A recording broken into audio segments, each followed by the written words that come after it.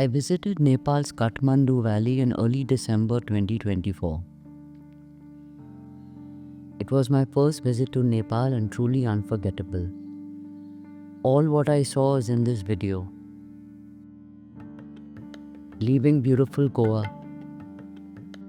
Leaving polluted Delhi in winter. Soon after leaving Delhi, we flew past the magnificent Himalayas. I could see the snow-capped peaks right till landing in Nepal's capital, Kathmandu city. Kathmandu is spread across one of the largest Himalayan valleys. Kathmandu and the other two big valley cities of Patan and Bhaktapur are set in this valley, framed by the snow peaks. I have always been fascinated with Nepal, a place where animism, Hinduism and Buddhism, Indian and Tibetan influences melted and became uniquely Nepali. Nepal is a small nation. Its total population is less than that of India's Assam state. In size, it's about the same as Chhattisgarh. But in this small area and population, Nepal has about 124 mother tongue languages and about 140 castes and ethnicities. Nepal's constitution, the most progressive in South Asia, aims to protect this diversity. It is Nepal's Himalayan geography that gave rise to this diversity. For even today, communities which were once kingdoms evolve in valleys separated by high mountains. Nepal till date has few roads outside its urban areas and just a few national highways.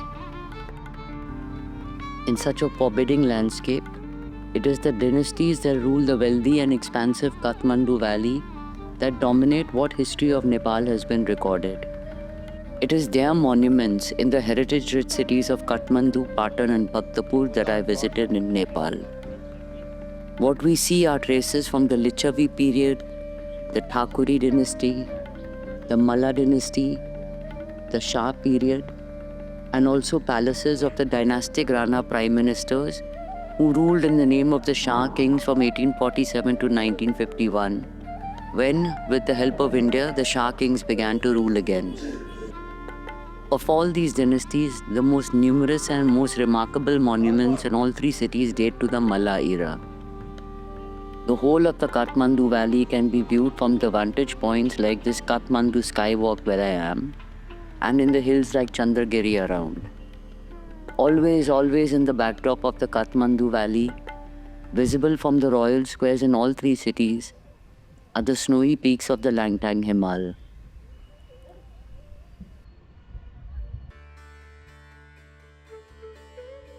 I landed in Thamel, the tourist heart of Kathmandu, where many first-time and repeat visitors stay. Thamel streets are lined with hotels, guest houses, restaurants, cafes, trekking agencies and shops. You can get very good trekking equipment, winter and summer wear, souvenirs and artifacts here, but you have to bargain hard. The business owners have given the streets a festive air with colorful Tibetan Buddhist prayer flags and lights at night. Here are glimpses of what the streets of Thamel offer.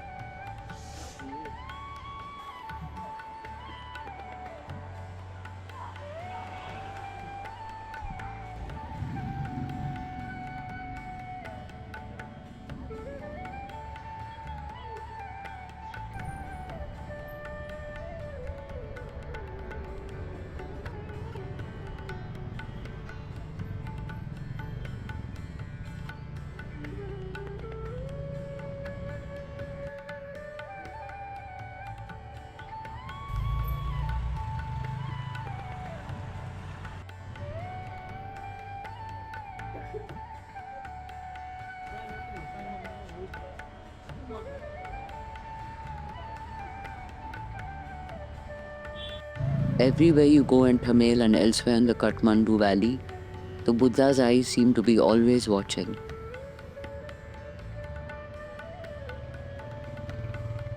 Thamel is so packed with accommodation, food and shopping options that few old buildings remain. A few lie forlorn and abandoned amid the bustle all around. Some have themselves been repurposed for tourism.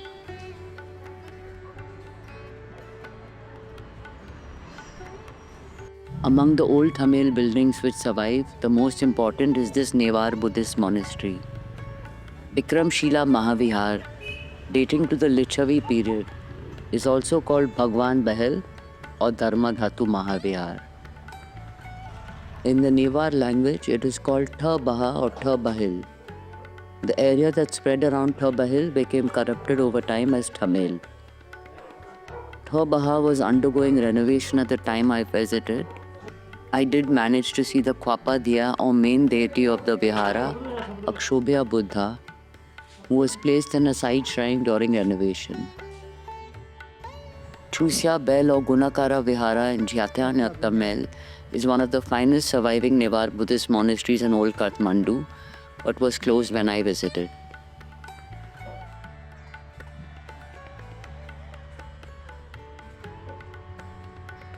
This image in a Thamel souvenir shop is of the Bodhisattva Avalokiteshvara with 1000 arms. It was probably crafted in Patan, the city contiguous with Kathmandu, which is known as the city of artists. As I stayed in Thamel, many of my meals were here.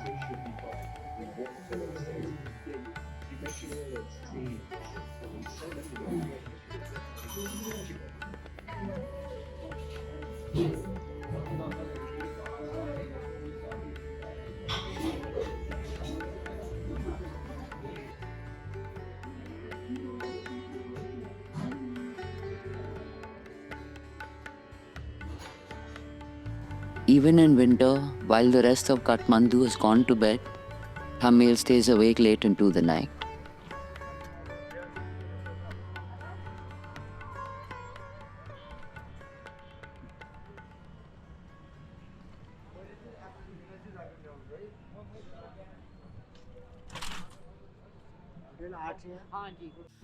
Thamel is not only full of cafes and souvenir shops, making it a great base for visitors.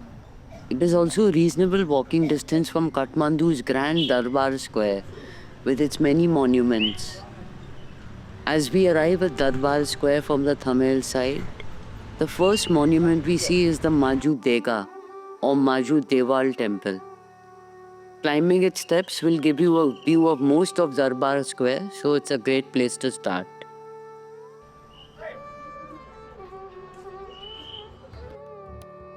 That way, to the north of Hanuman Dhoka Palace is the Maka Tol neighborhood, which goes to the old markets of Indra Chowk and Asang Bazaar.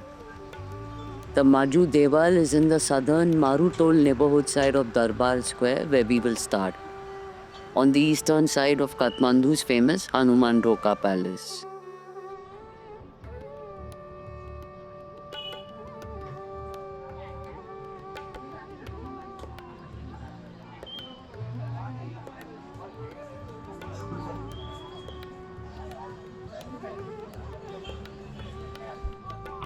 Some sources say a palace has existed in this place since the pre-Licchavi era, that is more than 1700 years. Except for the Kastha Mandap, however, the monuments we see today were built between the 13th and 19th century. These monuments were erected by kings but crafted by the Newars, age-old inhabitants of the Kathmandu Valley.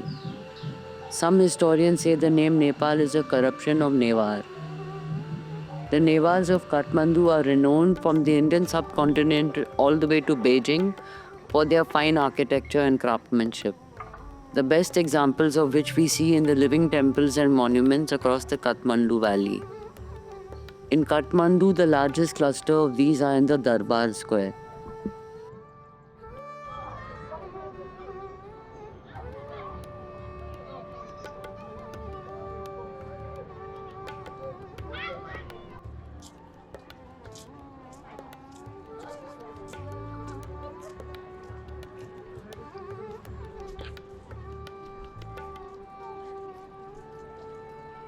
This is the western entrance to Darbar Square. The white building with the pillars protruding amidst the finer indigenous palace buildings on either side is the Gaddi Baithak, the building where foreign dignitaries visiting Nepal were received. It is a European-style building totally incongruous with the surrounding indigenous architecture. And its construction in 1908 by Rana Prime Minister Chandra Shamsher Jang Bahadur Rana can be called an act of architectural vandalism. Kathmandu, Patan and Bhaktapur all boast cafes which offer splendid views of the monuments. Here I am having an Eggs Benedict breakfast at Himalayan Java Coffee in Darbar Square, Kathmandu.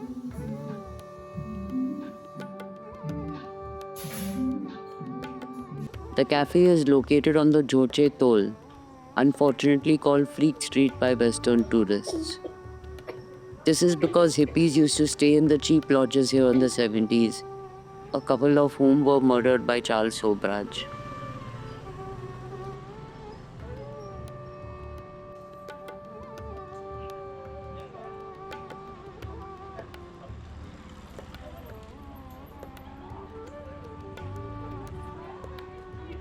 Now we are back at the Marutol side of Darbar Square.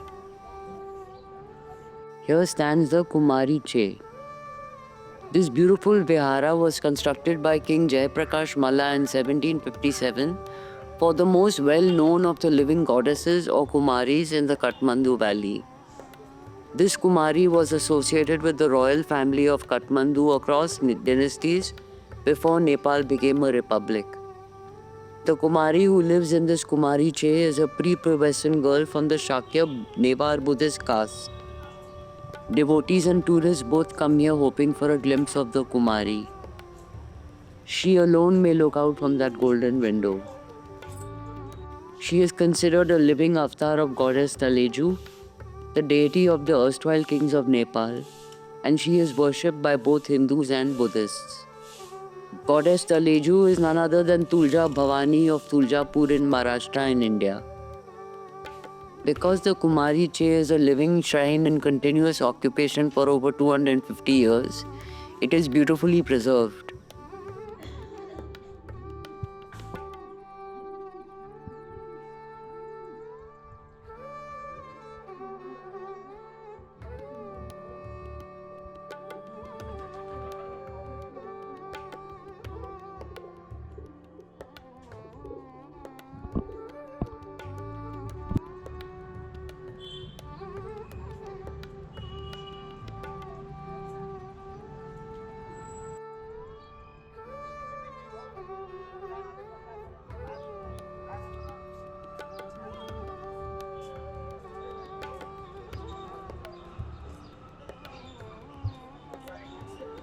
The tall building behind the Lakshmi Narayan Satta is the Kastha Mandap or Maru Sattal.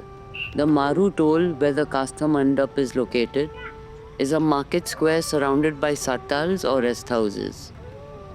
Kathmandu is believed to have been founded by the Thakuri king Gunakam Dev in the 10th century, but the Kastha Mandap shows that it is much older. A Licchavi period building whose foundations have been dated to the 7th century, the Kastha Mandap has existed here for at least 1300 years. Kastha Mandap is a Sanskrit name. In the Newari language or Nepal Bhasha, it is called Kathmandu.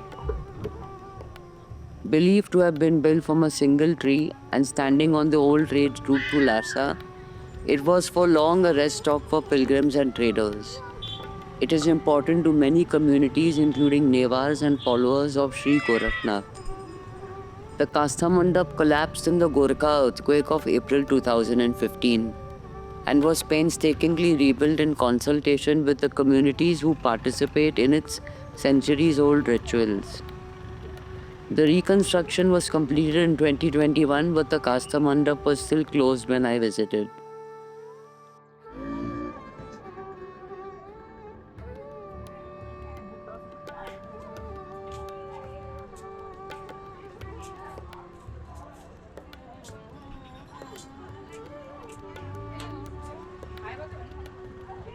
This beautiful temple, sacred to both Hindus and Buddhists, is dedicated to Nasadya or Nrityeshwar, the deity of music and drama.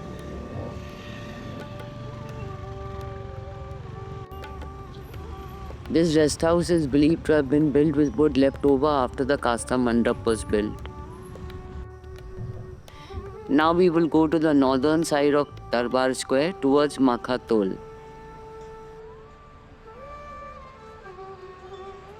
The religious places and all the old monuments in the Kathmandu Valley are living shrines, attended to daily and visited by worshippers.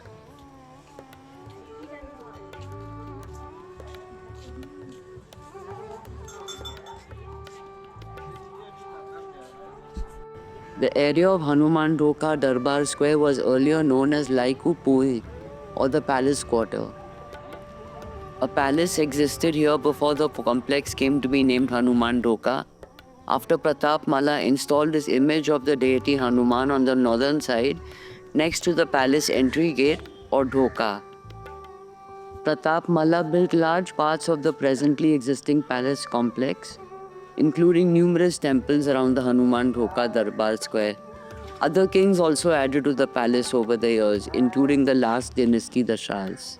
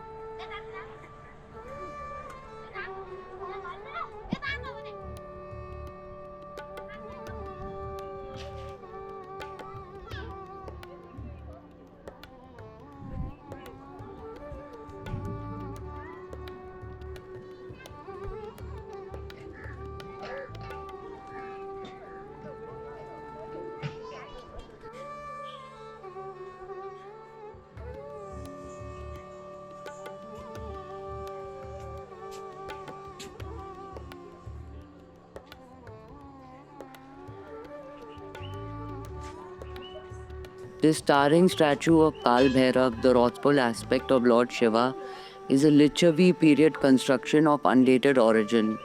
It was brought to the Kathmandu Darbar Square from the city outskirts during the reign of Pratap Malla in the mid-17th century. It is an important place of daily worship morning and evening.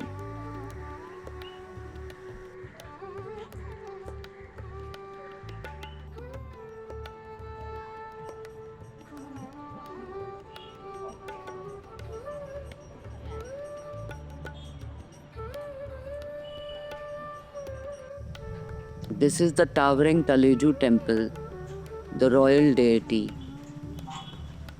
Taleju is the wrathful aspect of goddess Durga and the patron goddess of Nepal kings across Malla and Shah dynasties. The mid-16th century Mahendreshwar temple dedicated to Shiva was constructed by Mahendra Malla. The Nepalis are very God-fearing. They start their day and end their day with prayers. And the Mahendreshwar Mandir is particularly crowded in the mornings.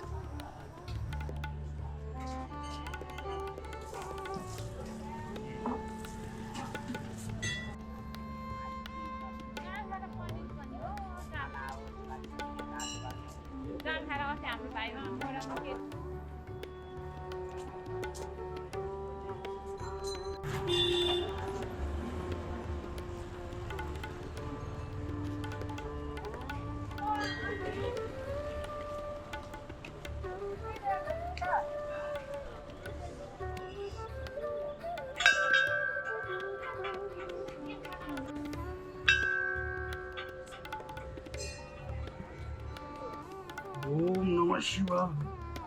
Om Namah Shivaya. Om Jai Mahalakshmi Maharani. Hey Mata Mahalakshmi. Om Namah Shivaya.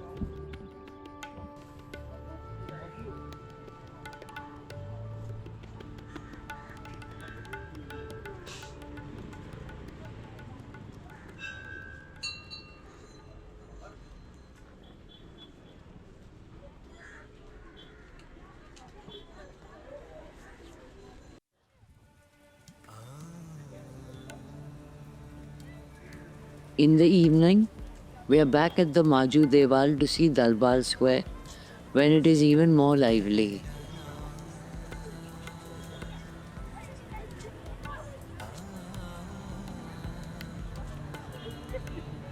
Maju Deval is also for many the best place to end the day.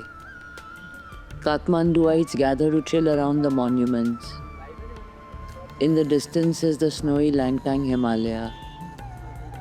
The Darbar Square in the evening is full of people passing the time or making their way home from work.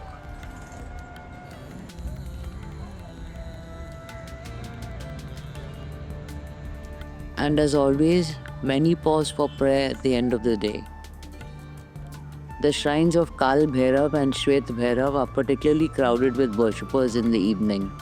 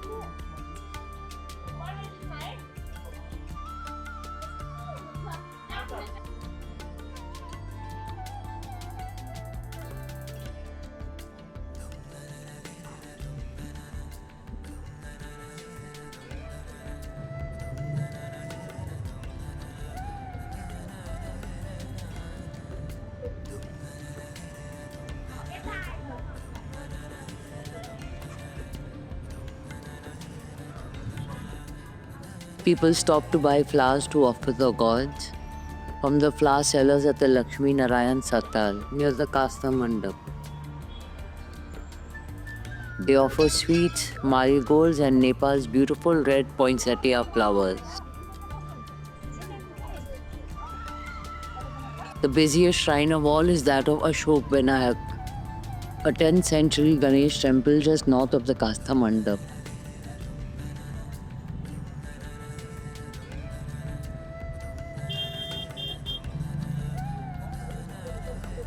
In Nepal, one of the most interesting sights is seeing women officiating at the many shrines.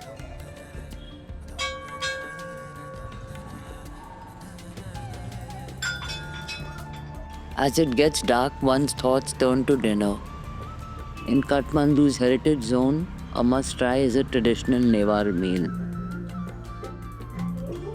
Neva Khasa is a beautiful heritage-style restaurant near Darbar Square. Here you can enjoy traditional Newari food while browsing recreated examples of Newari art and architecture, like this hiti or traditional water spout. This is a realistic impression of the royal Kumari or living goddess of Kathmandu.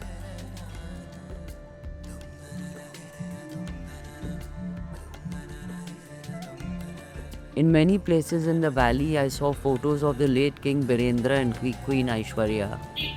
I didn't see even one of Birendra's brother, the last King Yanendra. The cook is making bara or Newari pancakes.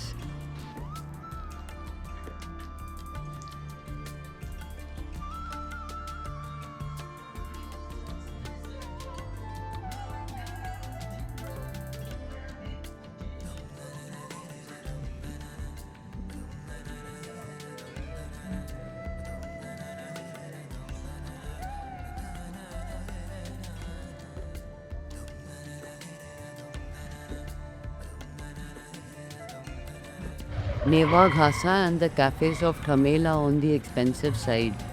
You can also get cheap eats at these small roadside eateries just west of Kathmandu Darbar Square. This lady is making a cheese dog for me and an egg and keema bara for another customer. Wo or bara is a Newari pancake made from urad dal with ginger and a pinch of turmeric. These are the places where you can taste traditional Newar delicacies without having to fork out a huge amount.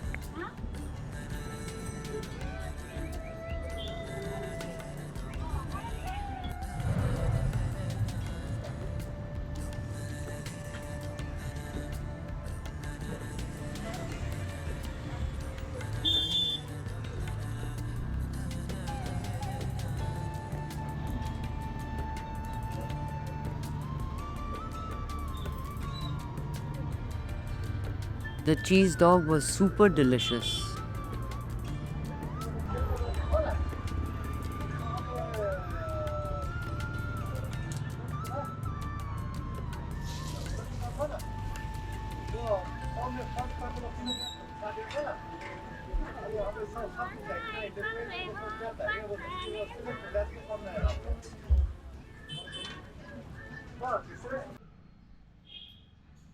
The streets leading from Thamel toward Darbar Square are also sprinkled with shrines, monuments and bazaars. First, we'll follow the way from Thamel along the ancient trade route that ran from India to Tibet through the heart of old Kathmandu. Even today, this route via Asan Bazaar and Indra Chowk to Darbar Square houses the busiest markets of old Kathmandu, at the heart of which is Asan Market. In Asan, as anywhere in Kathmandu, no day begins without prayer.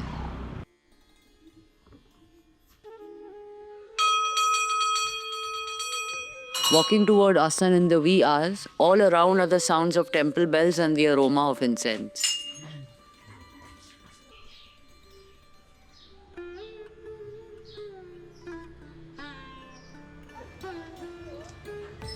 These ladies are selling flowers, of course, for offering to the temple. But something unique I saw here are these dried strips of meat called sukute, which are also offered to the goddess. Many worshippers start their day at the Annapurna Ajima temple at Asan Chowk.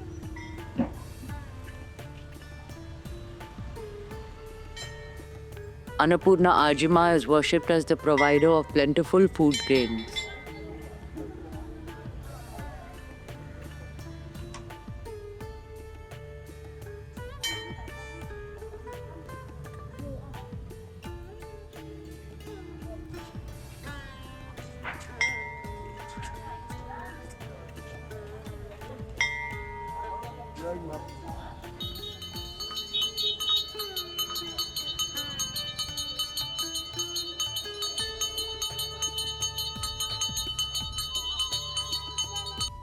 In the early morning, the streets of Asan and Indra Chowk are filled with fruit, vegetable, puja item and fish sellers.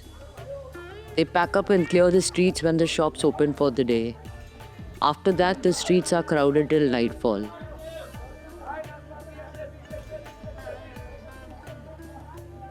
It is fascinating to see the different vegetables available in other nations which we don't see back home.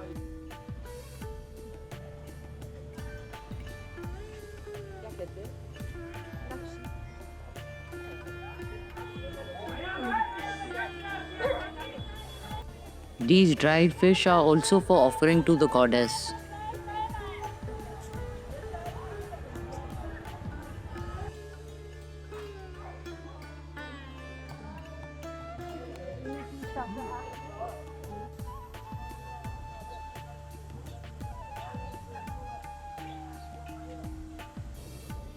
These ladies are frying Newari snacks, chatamari and sale roti.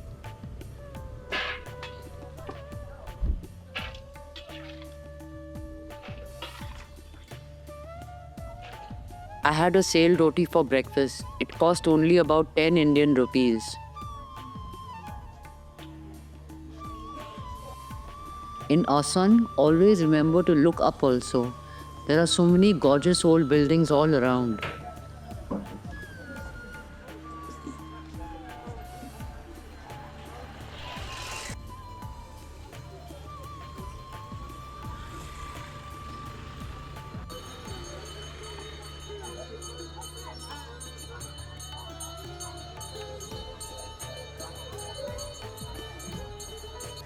This is the old Patan Ghar, where soldiers used to stay. This is the same Patan Ghar in the evenings. Just see the crowds.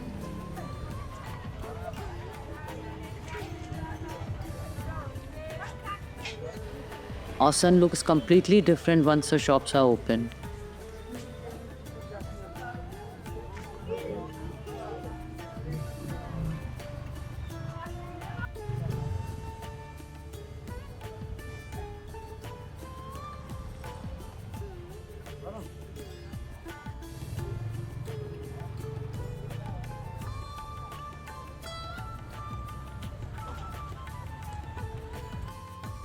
Assam is really a colorful area, full of life.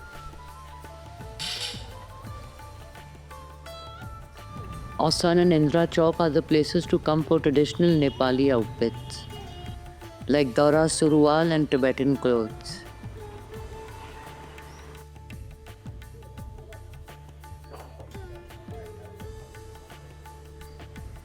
You can get great deals on less traditional wear too. And keep looking between the shops for hidden gems of Nepal's heritage.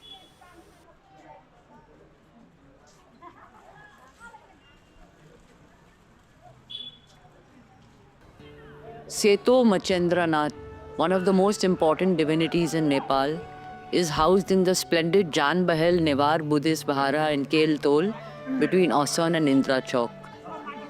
Jan Bahel, like other Newar Buddhist Viharas, is administered by upper caste Newar Buddhists who reside in the Vihara. Only boys who have been initiated through particular ceremonies can officiate as priests in the Viharas. Each initiated man attends to the shrines in the Vihara when his turn comes. Thus, Newar Buddhists live in these Vihars in a community style without celibate monks, which is unique in the Buddhist world. Machendranath is worshipped by all Newars, regardless of caste or religion. Hindus worship Machendranath as Shiva. Vajrayana Buddhists equate him with the Bodhisattva Avalokiteshvara. Matsyendranath is also considered to be the teacher of Guru Gorakhnath. At Jan Bahel, Seto Machendranath is attended to by Buddhist priests.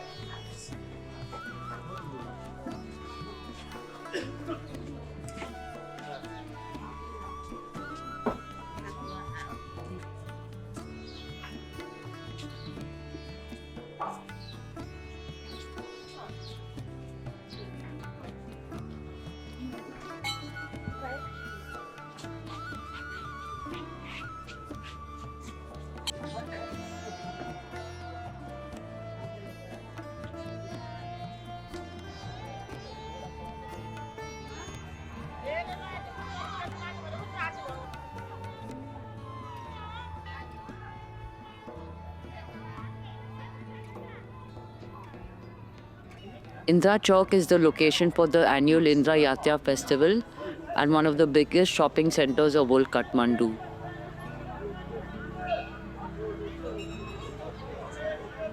This important temple is of Akash Bhairav, god of the sky, again worshipped by both Hindus and Buddhists. Akash Bhairav is believed to be the protector of the Kathmandu Valley.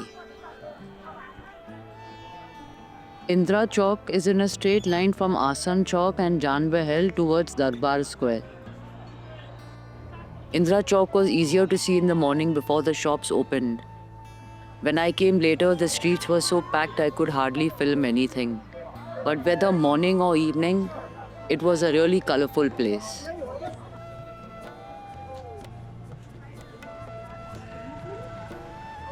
Different streets in the Asan Indra Chowk area are dedicated to particular markets.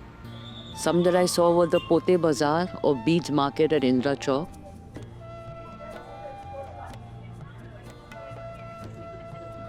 Indra Chowk is also the center for wedding shopping.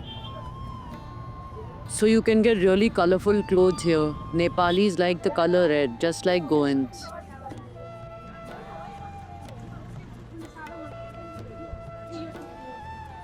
There is a famous eatery here, but it was so crowded with shoppers when I visited that finally I just had to leave.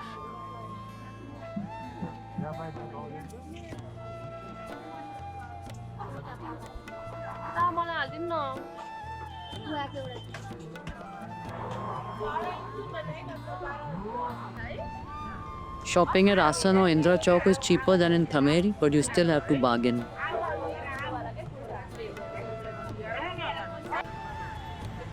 From Indra Chowk, a few steps away is the Taleju Temple at Darbar Square.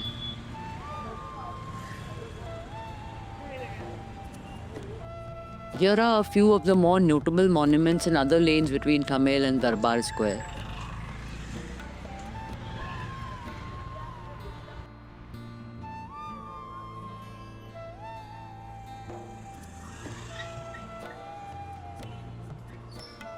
The Kathi Swayambhu Chaitya at Sri Gha in the streets between Thamel and Asan is a replica of the famous stupa at Swayambhunath in the Kathmandu Valley. It was built in 1650. It is a really stunning vihara and is a must visit while in Kathmandu. There is also the beautiful Drugan Jangchuk Monastery over here.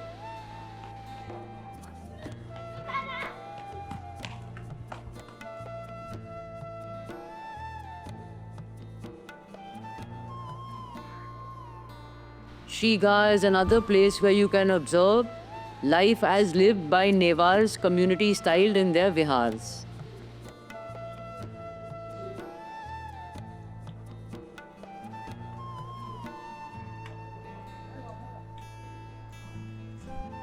One of the oldest and largest Nevar Buddhist Viharas in the Kathmandu Valley, Itumbaha was possibly built in the 9th century. It has been lovingly preserved and many artifacts are housed in a museum here. Many Nevars continue to live around the old monastery courtyards like Itumbaha, even if the buildings themselves are now modern. But several from the new generations are also leaving the old ways of community living to settle as nuclear families and flats. This societal evolution has led to the decline of several Nevar monasteries in the Kathmandu Valley, making the protection of heritage as at Itumbaha crucial. Hopefully, other Nevar monasteries of Kathmandu with support from authorities will follow the example of Itumbaha. The Khwapa Diya or main deity here is Akshobhya Buddha facing east. This is another famous shrine of the three Buddhist Taras at Itumbaha.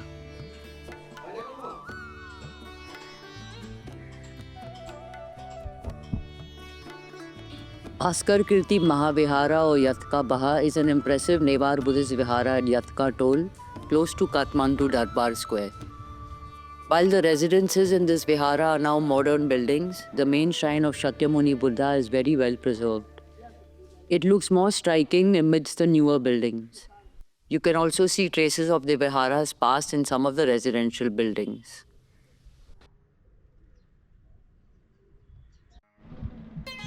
Let's take a break from all that heritage and get some fresh air. Chandragiri, with its cable car ride taking you above 8,200 feet, is a good place on the edge of the city to get your bearings and begin a Kathmandu tour.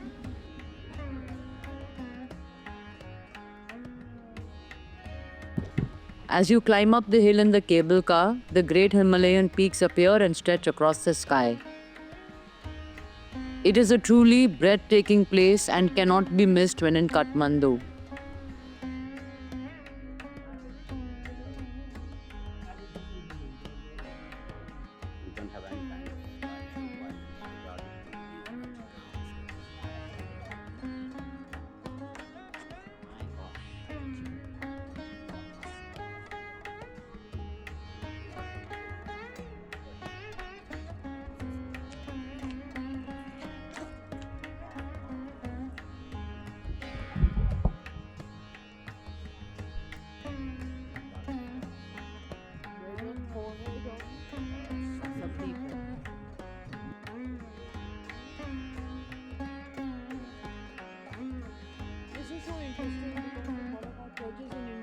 This statue is of Prithvinarayan Shah, the king of the small valley of Gorkha, who conquered the three kingdoms of Kathmandu, Patan and Bhaktapur in the mid-18th century, unifying and expanding Nepal. Prithvinarayan Shah's upraised finger represents united Nepal. The statue is located at the spot where he first saw the Kathmandu Valley while returning from his in-laws' home in Makwanpur, and where he declared that he would one day conquer this valley. Till he did so, the term Nepal extended only to the Kathmandu Valley. Prithvinarayan Shah's dynasty was the one which gave Nepal as a nation its current shape. It was also the last to rule Nepal. The video has been speeded up 10x at this point. The cable car ride is much slower. You can enjoy the stunning Himalayan views for a long time.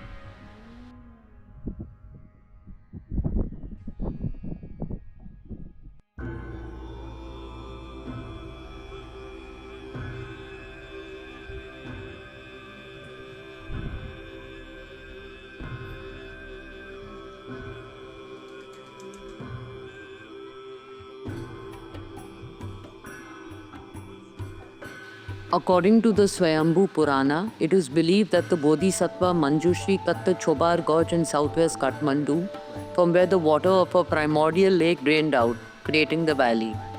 Thus, the creation of Kathmandu is associated with the legend of Swayambhunath. Till date, the sacred Bagmati river drains the Kathmandu Valley through the Chobar Gorge.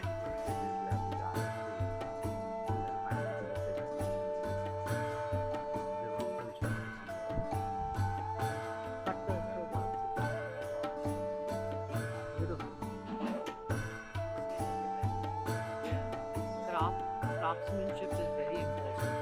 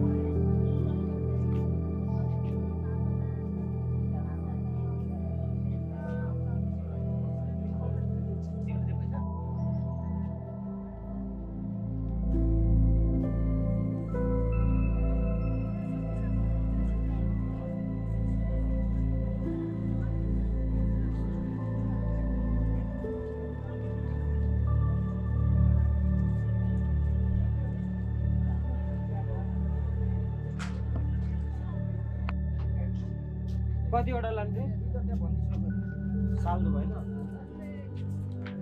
These are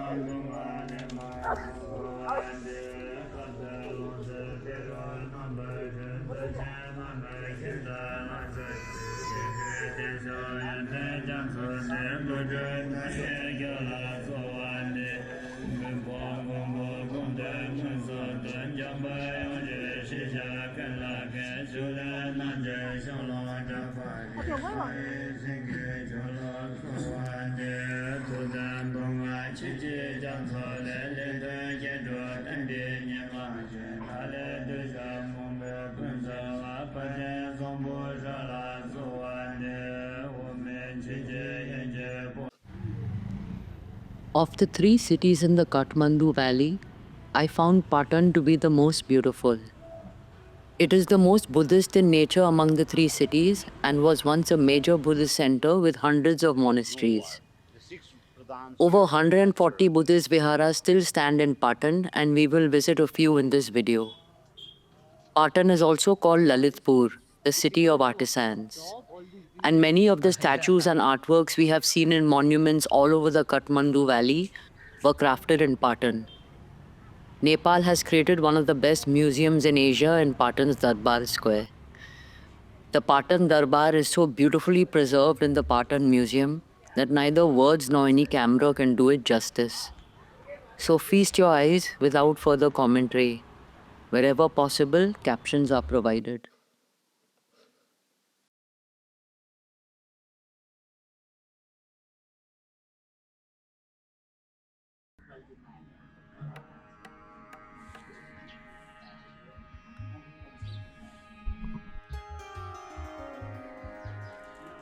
you see the face of Landline security.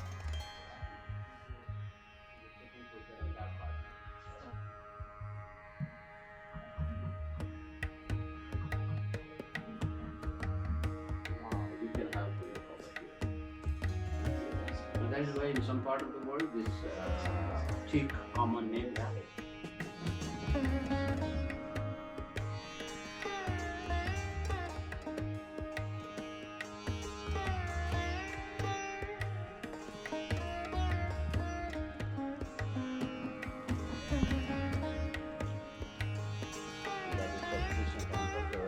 Yeah.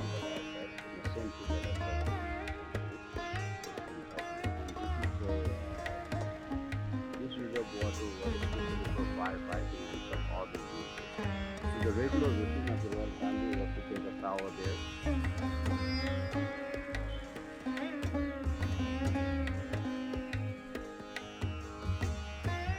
The 9 form, no? Navadurga 9 form.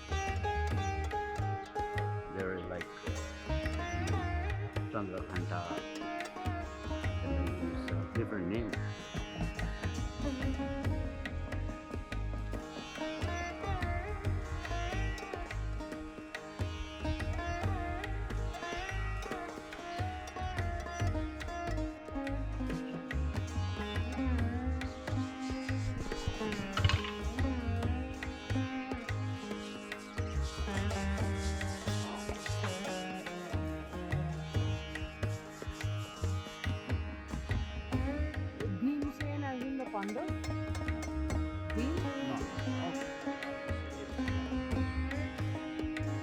This is the water.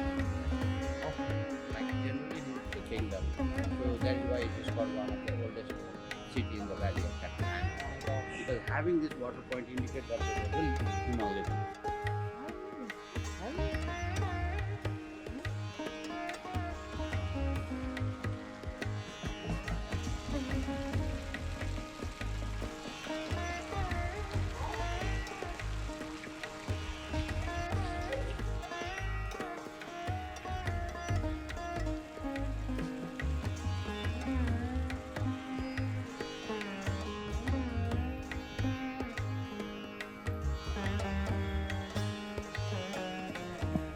The Malla kings of the three rival kingdoms of Kathmandu, Patan and Bhaktapur competed to build fabulous palaces, but didn't invest equally in their armies. They were thus easily routed by the Gorkha chief Prithvi Narayan Shah in the mid-18th century. Their beautiful palaces have survived the Gorkha rout and were also restored after successive earthquakes.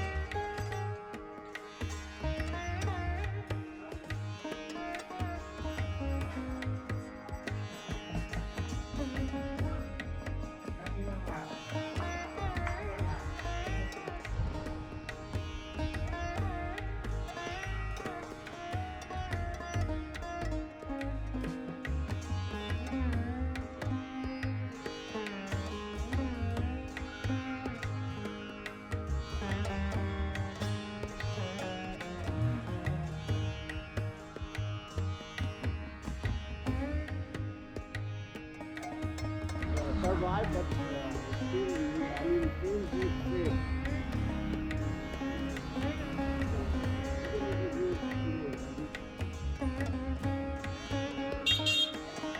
This is in Nepal.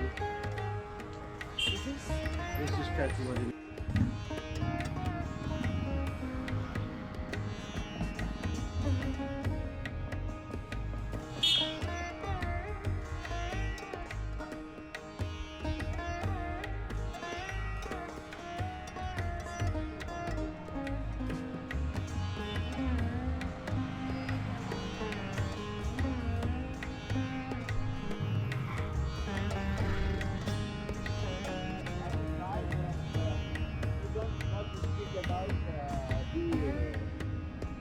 Religion.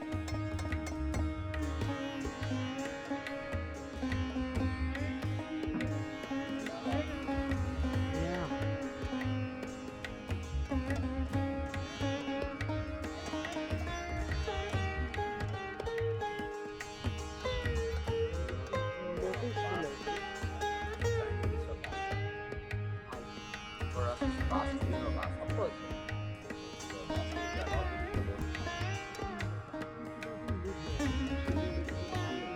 Yeah, here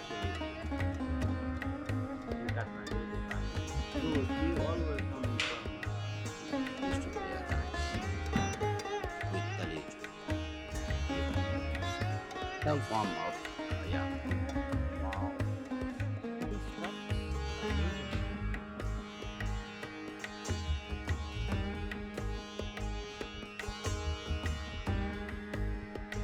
There are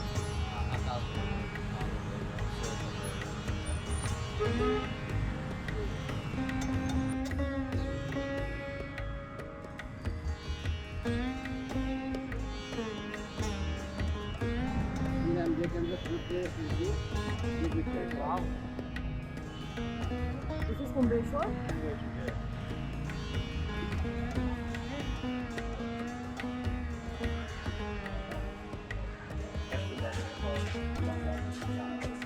Bagla Muthi.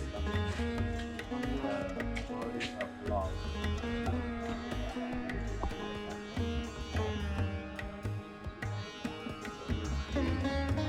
Like one is Ganesh, one is This Kalash. Yes.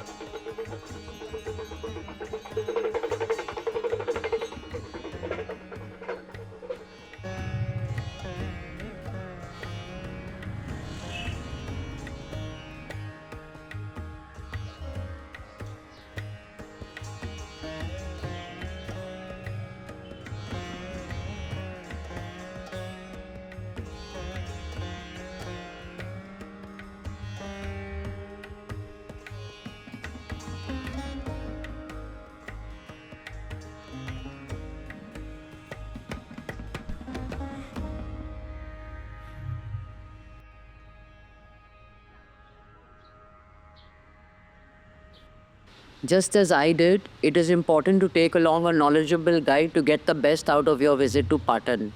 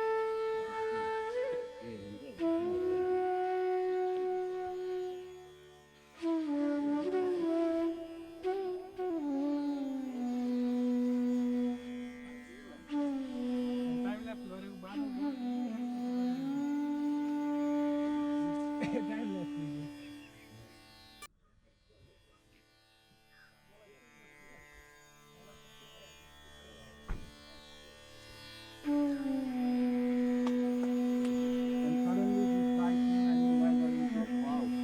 Yeah.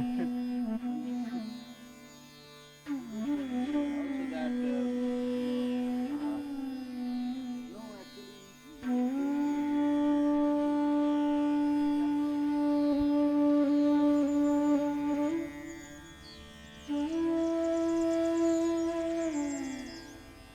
Thank you.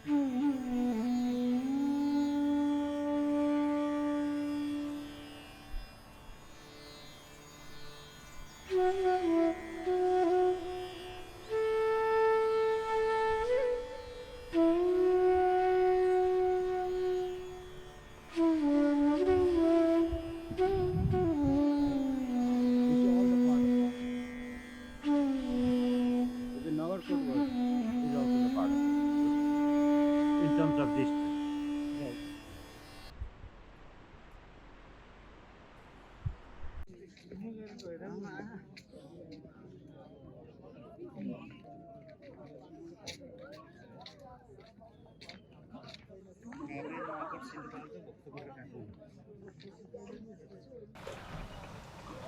If Kathmandu is a mix of Hindu and Buddhist, and Patan is more Buddhist in nature, Bhaktapur, or the city of devotees, is the most Hindu in nature of the three valley kingdoms. I could not spend much time in Bhaktapur as I caught a chill while seeing the sunrise in Nagarkot earlier that day, but I was able to capture some of it.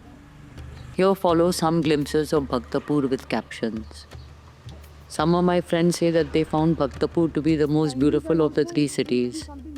So I am glad that I have a reason to return to Bhaktapur someday to see it more fully.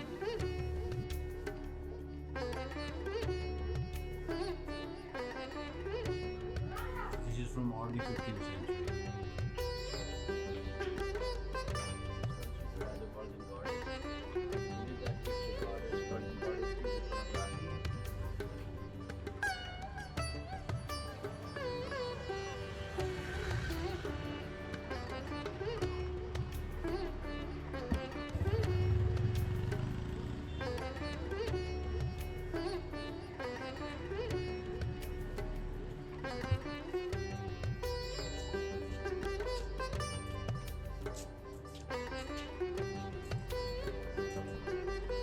Today you see the people collecting the water.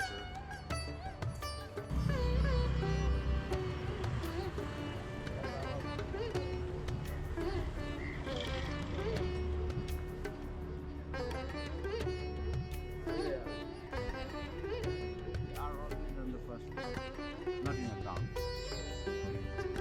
As a god of wealth. This temple on the left is a part of animals. On the bottom there are two figures. So this is the replica of an apple.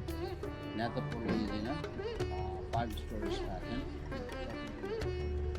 And that is 322 years old, which has not been collapsed.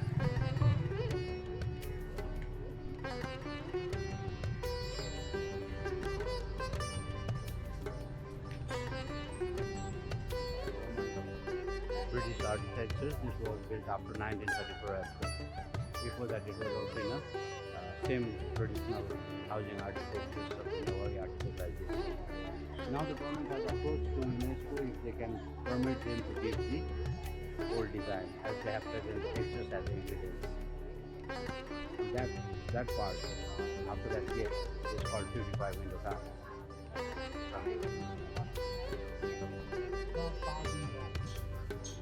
Was lost in the 1944.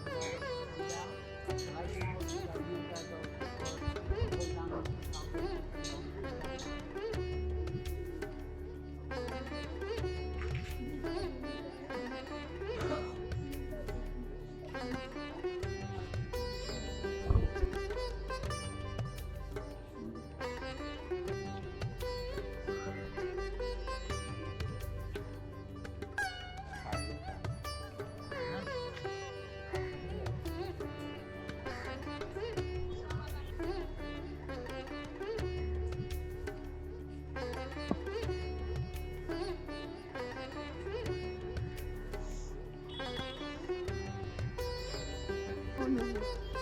I had my list of places, no? So No problem. After talking, we can go there, another polo, yeah? Actually, we are not in the...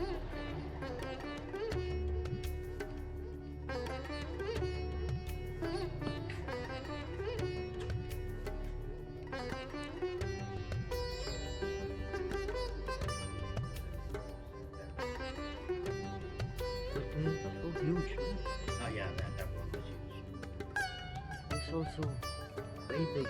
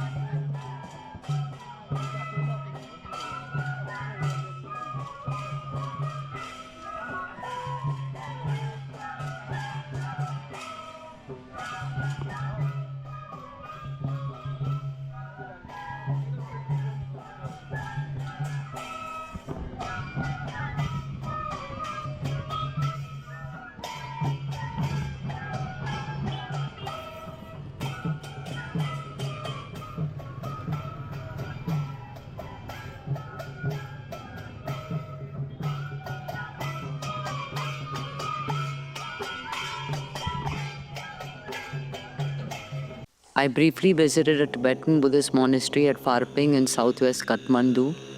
It is here that Padma Sambhav or Guru Rinpoche, who carried the Buddhist Dharma to Tibet, spent time and meditated in 2 caves. He spent the summers in the Asura cave higher up in Pharping and the winters at the lower Yanglesho cave adjacent to the Shesh Narayan Temple, a site which is sacred to Hindus also.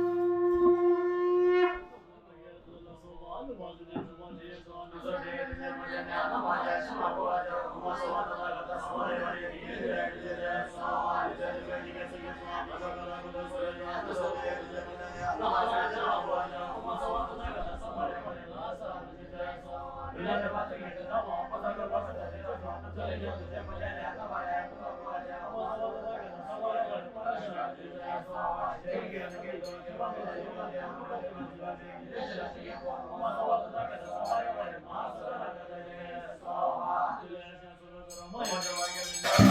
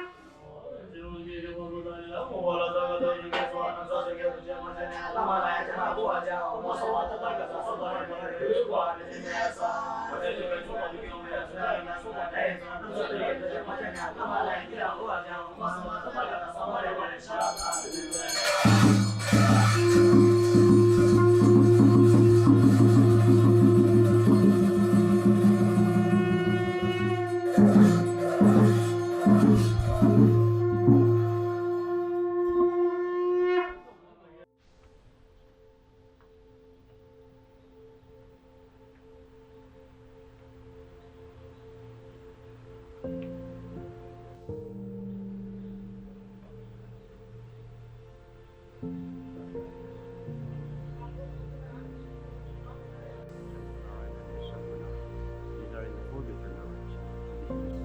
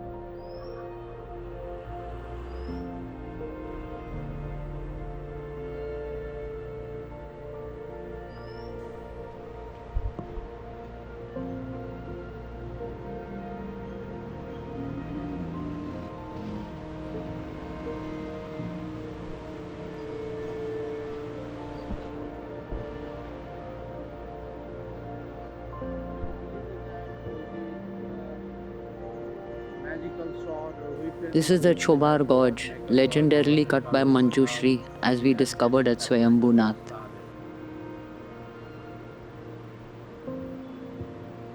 This park is called Manjushri Park. It is from here that the sacred Bagmati river drains the Kathmandu Valley.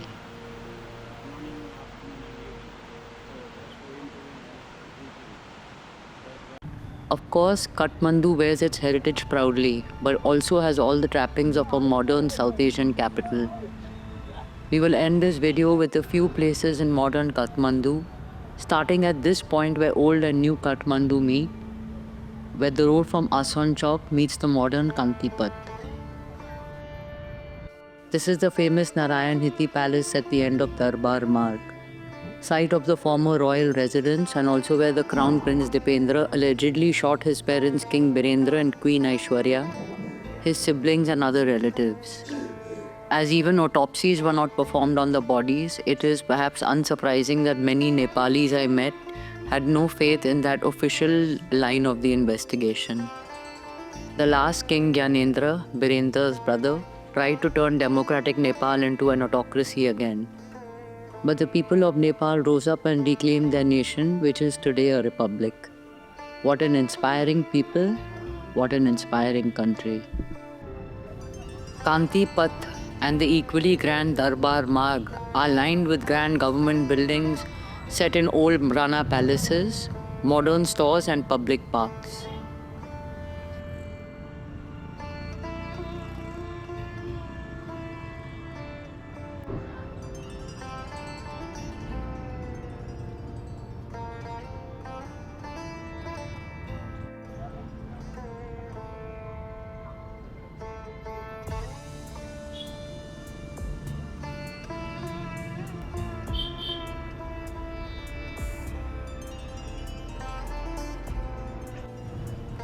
This is new road leading east from the Kathmandu Darbar square.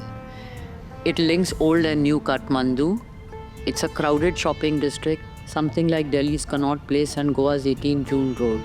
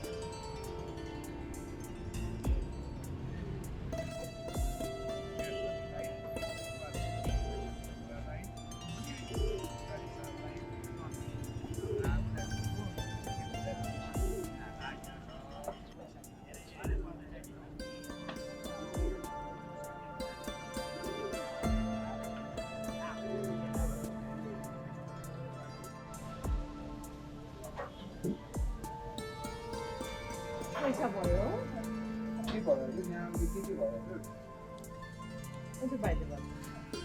This is the Martyrs Memorial, like Delhi's India Gate and Goa's Azad Maidan.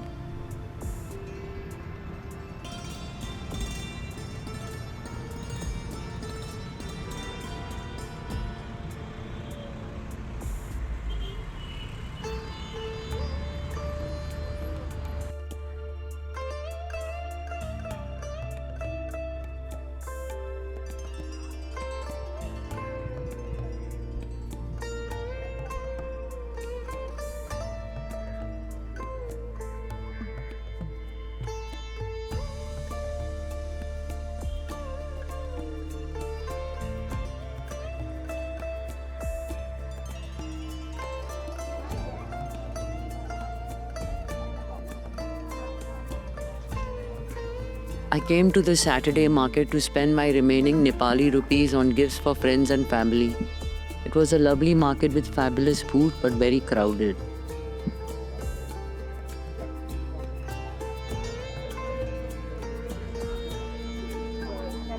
The Google Maps locations of many of the monuments I visited in this video are included in the video description. So you can discover Kathmandu by yourself, but like me, it's best to go along with a knowledgeable guide. I have also provided contact details of Mountain Ram, who planned my Kathmandu trip.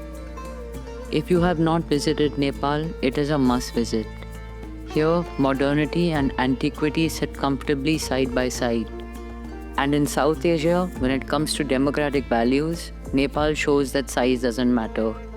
It was an honor to visit this country which has produced, in modern times, an egalitarian and progressive constitution. I hope it will be the first of many visits as there is so much to learn from Nepal and its people.